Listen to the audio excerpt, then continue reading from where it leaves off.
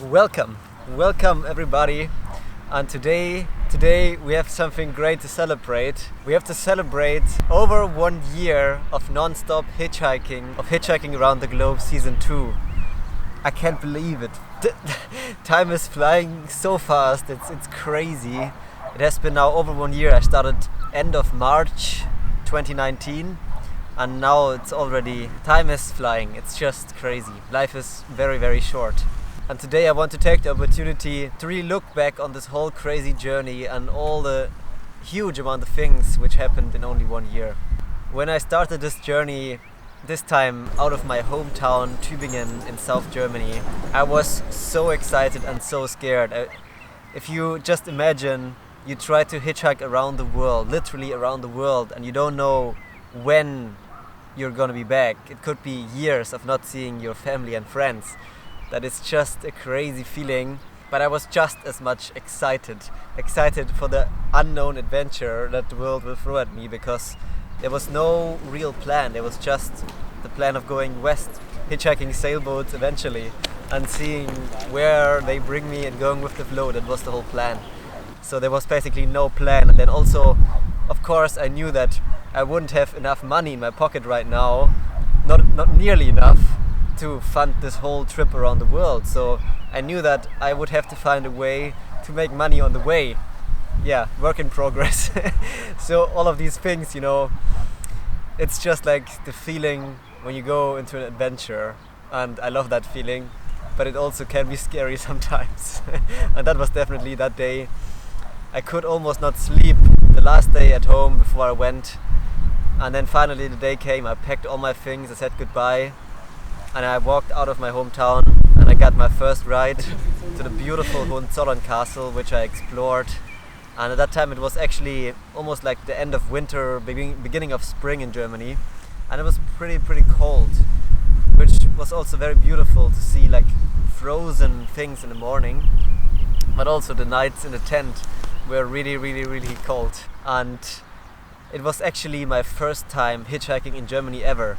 Before that, I only hitchhiked in foreign countries and never in my own country, and I had no idea what to expect. And boy, I got surprised. I thought Germany is gonna be hard and difficult and scary to hitchhike because people are scared and wouldn't pick me up. But the opposite was the case. I discovered that Germany is a very easy country to hitchhike. People are very friendly. Everyone knows the hitchhiking culture. People love it. People tell you from their own stories back in the days, and it's just wonderful. And I met so many beautiful people on the way that gave me lifts and gave me hospitality. It was incredible. And in that moment, it was very important for me, because I kind of fell in love with my own country again, which before that, I did not really love Germany at all. I was kind of tired of it, and I was not seeing the beauty of it. And also the trip brought me all the way south into Bavaria, where the beginning of the Alps are, at the border of Austria, where I could camp on these beautiful alpine lakes and hike in the mountains a little bit, visit the highest fortress of Germany. Whew. That was times. Then of course visiting the famous Neuschwanstein castle, of course trying some Bavarian beer and delicacies. And I can really remember there was this one morning, which in the night before I was really freezing in my tent. It was the coldest night ever. I had all my things on me, I had gloves in my sleeping bag, and it was so cold. And then the next morning the sun woke me up. The sun was rising and everything was frozen around me, everything. And it was so beautiful to see everything, all the little water drops that froze overnight shine in the sunlight. I will never forget that. I was heading south because my plan was to try to hitchhike a boat in the Mediterranean to learn how to sail. But then kind of the opposite happened, and I found a boat in Denmark where I could learn how to sail. And then I just changed my direction and hitchhiked north as fast as possible.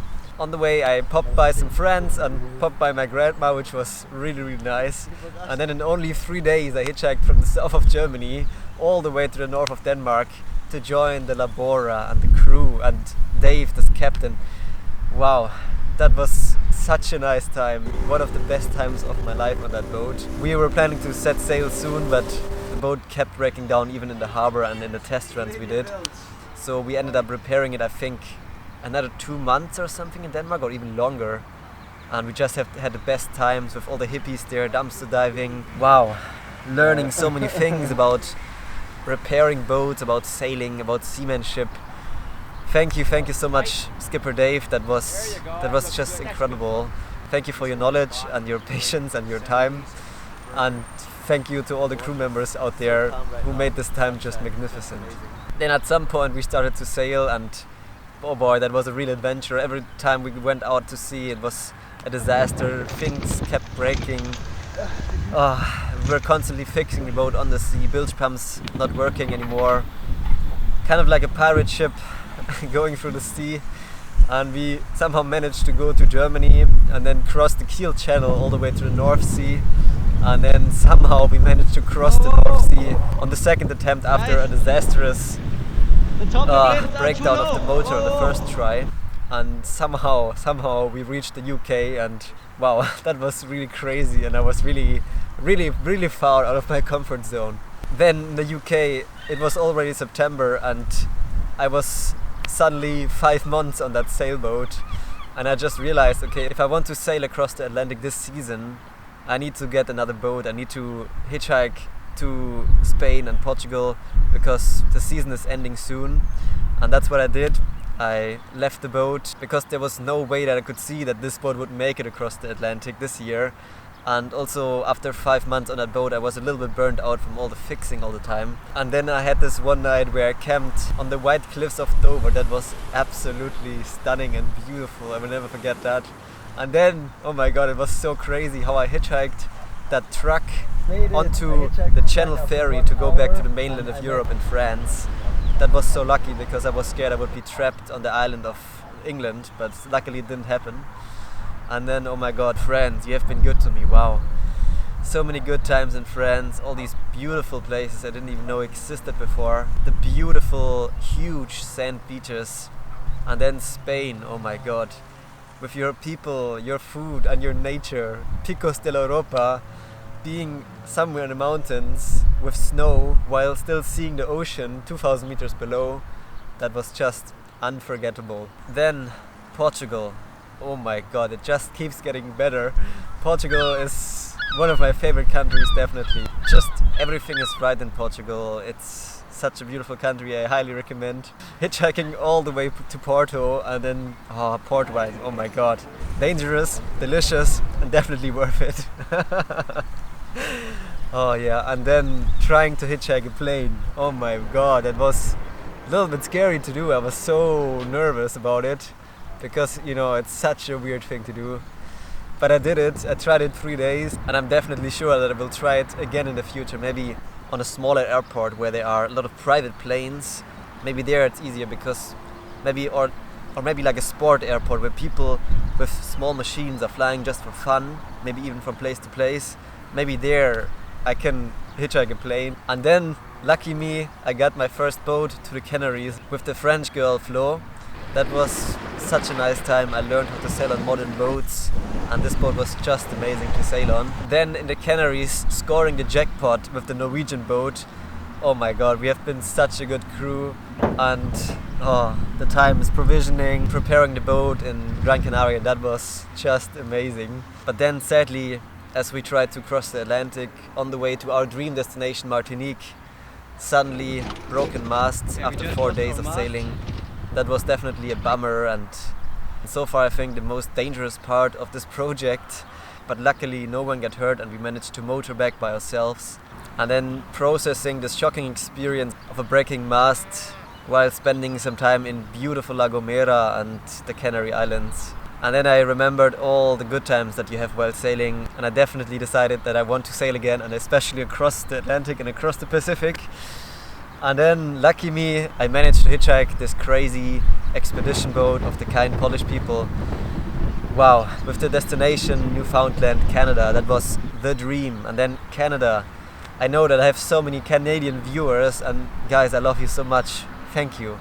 I got so many invitations to all kinds of places that I can stay with you guys in Canada. Once I announced that I would be heading to Canada, and I really wish that I can do that in the future. That would be amazing. And then imagine hitchhiking the US. The US is kind of like this legendary hitchhiking country where you see it in all the movies, and for us who are not from North America, it's kind of this mysterious land where the movies are, and if you've never been there, you kind of believe it.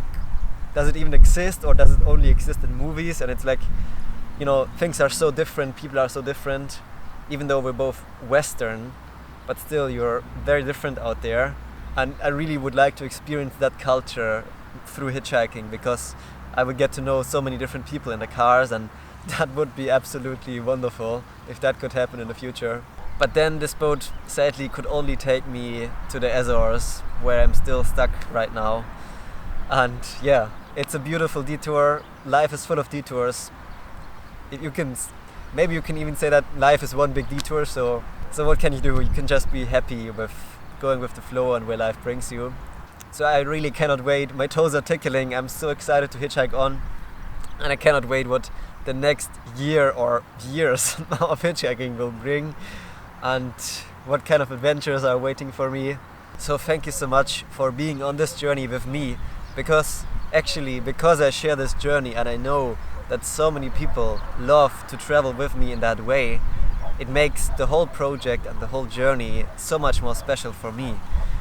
So thank you from the bottom of my heart for traveling with me, and also of course helping me to get through all of this, and also for your kind messages that help me to get through all of the up and downs of this adventure.